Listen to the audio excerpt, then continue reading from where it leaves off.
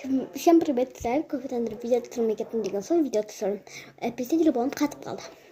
Сондықтан менде айына деген екінші канал бар. Содан видео түсіріп жүрдім. Оны көрмесіңіздер. Болады көчі. Кофеге ванна бояндым және шашымды істеп. Ал енді қазір қандай киім киеткенімді сіздермен бөлісетін болатын боламын. Айтпақшы достар, мен кофеге 6:30-да барамыз. 6:30-да емес, 5:30-да. Сонда ол 5:30-да барамыз. Маған көбірін айтып жатыр. Спортивка киіп жүрсің ба дейді. Конечно. Осындай спортивку. Мына негізі күлі ондай түсті күртші, бірақ сіздер онша көрмейді. Осындай спортивку. Жайлы.